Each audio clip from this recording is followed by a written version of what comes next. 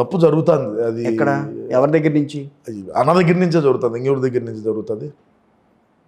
మీటింగ్లు పెడుతున్నాడు ఆయన, అందరితో మీటింగ్లు మాట్లాడుతున్నాడు. మీటింగ్లు పెట్టిన మనం అందరితో ఈ రకంగా వెళ్ళాలి, రేపు రాబోయే రోజుల్లో మన పార్టీని మళ్ళీ పైకి తీసుకురావాలని చెప్పి మాట్లాడుతున్నాడు. సమన్వయకర్తలను ఏర్పాటు చేసుకున్నాడు ఆయన, అన్ని జిల్లాలకి సమన్వయకర్తలను ఏర్పాటు చేశాడు. వర్క్ షాప్ పెట్టినాడు, వర్క్ షాప్ పెట్టాడు ఆయన. అన్ని పెడతాడు. దానికి వెళ్ళారా? వర్క్ షాప్కి వెళ్ళకుంటేట మరి ఆ వర్క్ షాప్ లో చాలా విషయాలు మాట్లాడాడు కదా ఆయన. అవన్నీ బయట చెప్పకూడదు కదా, మేము మా పార్టీ అంతర్గతంగా జరిగినటువంటి సమావేశాలను మీ మీడియా చెప్పి మమ్మల్ని అందరినీ బయట పెట్టమని రోడ్ల అవన్నీ చెప్పకూడదట. పార్టీలో జరిగినటువంటి అంతర్గత సమావేశాలను బయట చెప్తారా కిషోరన్న? చెప్తారా? నువ్వు చెప్పు. ఏమో చెప్పొచ్చుగా, ఒకటి రెండు పాయింట్లు ఏది ఉంటారు కదా. చెప్పొద్దని చెప్పినాడు అన్న. కీలకంగా కొన్ని పాయింట్లు ఉంటాయి, మేము ఇట్లా వెళ్దాం, రాబోయే రోజుల్లో జరుగుతాయి పరిణామాలు చూస్తారు మీరు. మరి ఆ సమావేశంలో ఎక్కడా కూడా వ్యవహారం ఏం బయటికి రాలేదా? మా ఇద్దరి మధ్యన గొడవలు జరుగుతున్నాయి అన్న విషయం ఎక్కడ చెప్పలేదు. అది పార్టీలో చెప్పలేదు, బయటకు వచ్చి చెప్పాడు. అదే వచ్చింది దెబ్బ. ఆడనే చెప్పిన ఉంటే మేమే దాన్ని ఏదో ఇష్యూ క్లోజ్ చేద్దాం. ఎలా క్లోజ్ చేస్తుంటారు మీరు? వారన్నీ పసుకోవాలి, మేమే మాట్లాడుకుందాం, మేమేగానే మాట్లాడుకొని సరిన అక్కడికి రాయబారం పంపించడం, లాంటి ఒకటం ఎట్నో జరుగుండో. వైట్ హౌస్ లో ఆల్రెడీ కూర్చుని సుబ్బారెడ్డి అన్న ఉన్నాడు, సుబ్బారెడ్డి అన్న ఉన్నాడు, అందరూ ఉన్నారు. ఆడనే ఏదో ఒకటి జరుగుండో. అట్లా అంటే బయటికి చెప్పినా వీళ్ళు కూటమి ప్రభుత్వం వాళ్ళు వేసుకుంటుంది. మనం జనసేనలో ఉండేటువంటి వాళ్ళని మనం సఫాయిగా మాట్లాడితే అంతకు ముందు ఏం చేస్తాము, మామూలుగా ఉంటుంది వ్యవహారమా, అయిపోయే కథ. కానీ లోపలికి వచ్చేవాళ్ళు మాత్రం బయట పార్టీల నుంచి వచ్చి లోపల జాయిన్ అవుతున్నారు వైఎస్ఆర్ కాంగ్రెస్ పార్టీలో. అవుతారు కదా. మన ఈ మధ్యన ఒక ఆయన ఎవరో విజయనగరం జిల్లా ఆయన ఒక ఆయన జాయిన్ అయ్యాడు వచ్చి. రాబోయే వాళ్ళు కూడా ఇంకా చాలా మంది ఉన్నారు. మీరు ఆయారామ్స్ ఉంటారు, గయారామ్స్ ఉంటారు. ఏ పార్టీ ఇది? వచ్చేవాడు నీకు నచ్చుకుంటే నువ్వు పక్కకు పోతావు, నచ్చినోడు మా పార్టీలోకి వచ్చాడు, దాంట్లో ఏం పెద్ద ఇది లేదా. ఫైనల్గా తెలుగుదేశం పార్టీ, జనసేన, బీజేపీ మూడు కలిపి ఏర్పాటు చేసిన కూటమి ప్రభుత్వం 5 ఏళ్ల పాటు నడుస్తుందా? నడుస్తుందని అనుకుంటాను నేను. వాళ్ళు ఇచ్చిన హామీలన్నీ నెరవేరుస్తారా? వచ్చి కొద్ది రోజులే కదా అయింది, చూద్దాం.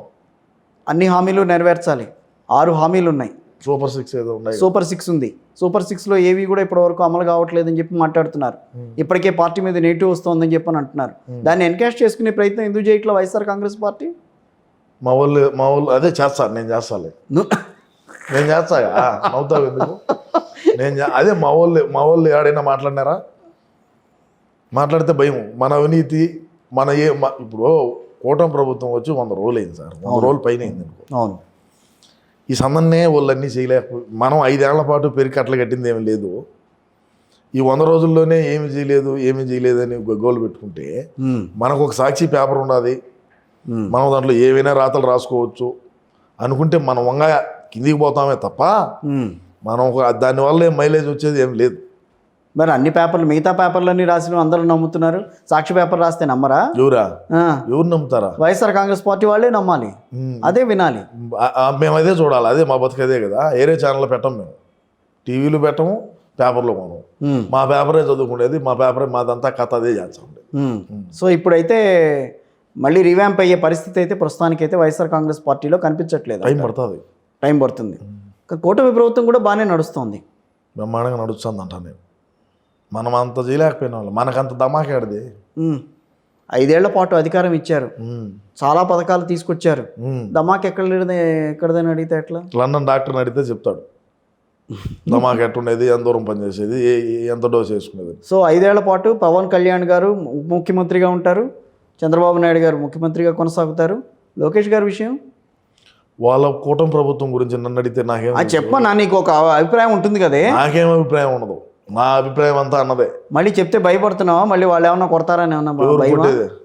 నన్న తెలుగుదేశం పార్టీ వాళ్ళు ఏమన్నా మళ్ళీ? నాకెందుకు, నాకేం అవసరము? ఇప్పుడు ఆయన ఐటీ శాఖ మంత్రిగా ఏమున్నాడో, అవును ఉన్నాడు. ఆయన ఏదో కొన్ని కంపెనీలు కూడా తెచ్చినాడు, అవును. మనం ఉండేటి తరువు తెప్పినాము. వాళ్ళు మళ్ళీ ఇంకా అన్ని నా నోటితో ఎందుకు చెప్పించాం? మా పార్టీకి మరి చెప్పకపోతే ఎట్లా తెలుసుకోవాలి? మీ ద్వారా అన్నా కొంతమంది తెలియాలి. మా పార్టీకి డ్యామేజ్ జరుగుతుంది మళ్ళా, మా వైసీపీకి. లూలు ఏమో వైజాగ్ లో మేము ఉన్నప్పుడు ఏమో తరువు తెప్పుతుంది, మళ్ళా ఇప్పుడు చంద్రబాబు నాయుడు అధికారంలోకి వచ్చాని కూటమి ప్రభుత్వం ఆయన ముఖ్యమంత్రి. షాపింగ్ కాంప్లెక్స్, దాని గురించి షాపింగ్ కాంప్లెక్స్ ఏది ఆ స్వామి? ఐటీ కంపెనీలు ఎన్ని తెచ్చినారో మొన్న టీసీఎస్ వస్తుందని అన్నారు, వస్తుంది. మరి మనం ఎందుకు తేలేకపోయినాము? వస్తుందని చెప్పారు. ఇప్పుడు చెప్పారండి. అమ్మా చెప్పినారులేపా, మనం తెచ్చినట్టు ఎన్ని చేపల మాటలు, చికెన్ మాటలు, ఇన్ని ఇది మా ఐటీ మినిస్టర్ ఏం చెప్పినాడు నిన్ను అసెంబ్లీలో? ఏం చెప్పినాడా?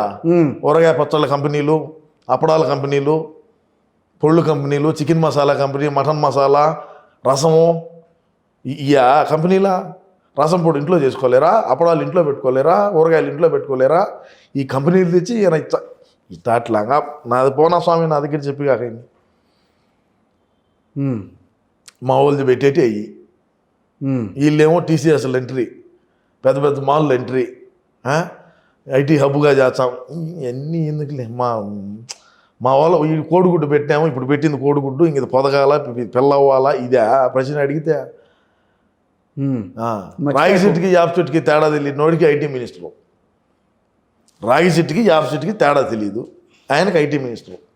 ఇంకోడేం మాట్లాడతాడు? కోడిగుడ్డు ఎక్కడ కనిపించట్లేదు ఈ మధ్య, ఎప్పుడు కనపడ్డావు. ఎందుకని? ఎందుకనంటే చేసిన పనులు అటాటి, మాట్లాడిన మాటలు అటాటి. ఇప్పుడు మీలాంటి వాళ్ళు ఉంటారు, మీలాంటి వాళ్ళు ఎదురు కూర్చొని పెట్టి మీరు ప్రశ్నలు ఇచ్చే మా వాడు గుడ్డు సమాధానం చెప్పగలుగుతాడా? లేచిపోతాడు నేరుగా. నీకు నమస్కారం కిషోర్ అన్న, నేను బయలుదేరుతున్నాను, నాకు పని ఉన్నదని అట్టుంటుంది పని. పోలవరం పూర్తి చేసేస్తామని చెప్పని అన్నారు కదా హయాంలో. పోలవరం పూర్తి చేసి రాజన్న విగ్రహం పెడదాం అనుకున్నాం. అవును, కుదరలా. అప్పులు ఇలా ఎవరు ఇచ్చే కాడికి తెచ్చినాం. లాస్ట్ సచివాలయాన్ని కూడా తాకట్టు పెట్టినాం. వైజాగ్ బీచ్ నిజమేనా? అవన్నీ తాకట్టు పెట్టారు, అవి పెట్టారు, ఇవి పెట్టారని చెప్పి మొన్న మాట్లాడుతున్నారు గవర్నమెంట్. నిజమే కదా.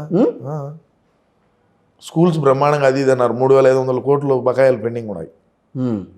అవును, మొన్న మాట్లాడారు 3,500 కోట్లు బకాయిలు ఉన్నాయన్నారు. మరి ఏం చేశారండి మీ గవర్నమెంట్లో? అందుకే కదా సార్ మేము మూల కూర్చోండి, అందుకే కదా గేరాకు వచ్చినాము. మరి 2039 కూడా అవసరం లేదు, 39లో వస్తామని అనుకుంటాను. గ్యారేజ్కి తాళాలు వేస్తే సరిపోతుంది. తాళాలేను, తాళాలు వేసే ప్రసక్తే ఉండదు. ఏముందని? ఒక ప్రింటర్, ఒక సిస్టమ్ పెట్టుకొని ఆడ పనిచేస్తా. ఒక పార్టీ జీరో అయిన తర్వాత మళ్ళీ పైకి లేవటం ఎంత కష్టం? అదే కదా ఇప్పుడు మేము ఆలోచనలో పడి ఉండేది. ఎన్నాళ్ళ పాటు? 39 దాకా అని చెప్పినా కదా. 39 కూడా పైకి వస్తుందని నమ్మకం ఏంటి? 39 కానీ 39. ఇలాంటి సిచ్యువేషన్ జరుగుతున్నప్పుడు, ఇలాంటి వాటిని మీరు సమర్థించుకోలేనప్పుడు, ఇలాంటి వాటిని మీరు వ్యతిరేకంగా మాట్లాడలేనప్పుడు, కుటుంబ వ్యవహారాలను కూడా మీరు రచ్చకెచ్చి బయటికి తీసుకొచ్చి మాట్లాడుతున్నప్పుడు ఇంకా పైకి వచ్చేది ఏముంది? వస్తుంది. నేను ఒక చాలు పార్టీని పైకి తీసుకొని వచ్చి ముఖ్యమంత్రి పైకి తీసుకెళ్తున్నారా? పార్టీని పార్టీని పైకి తీసుకొని వచ్చున్నా, అన్నను ముఖ్యమంత్రిని చేస్తా. ఖచ్చితంగా జరుగుతుంది. అది జరిగేదాకా నా ఈ పోరాటం ఆగే ప్రసక్తే లేదు, ఆగదు. ఇప్పుడు 3 నెలలు అయింది గవర్నమెంట్ వచ్చి. 1 year అయిన తర్వాత గవర్నమెంట్ వచ్చిన దాని ఫలాలు ఏంటో అనేది ప్రజలకు తెలుస్తాయి, అంతే కదా? అంతే. అప్పటికన్నా మీరు కొంచెం జ్ఞానోదయం అయ్యి ఆ పార్టీలో కన్నా వెళ్తారా, ఇంక ఇక్కడే ఉంటారు? నేను పాను, నువ్వు లచ్చి మాట్లాడినా నేను చెప్పేది అదే. మొన్న వెళ్తారని చెప్పి మొన్నే మాట్లాడారు ఒక ఆయన ఉండడు ఇక్కడ, సీమరాజా మా దాంట్లోకి వస్తున్నాడని చెప్పి. ఎవరనింది? ఎవరో అన్నారు. ఎందుకు మరి అవన్నీ వాళ్ళ పేర్లు ఎందుకు మనం ఇంటర్వ్యూలో తెచ్చుకోవటం? నేను పాన్ కిషోర్ అన్నా, నేను పోయే ప్రసక్తే. సో ఆ కండువా మీదే నెక్స్ట్ మళ్ళీ ఇంటర్వ్యూకి వస్తాను, అంతకు మించి నేను ఇంకా రాను.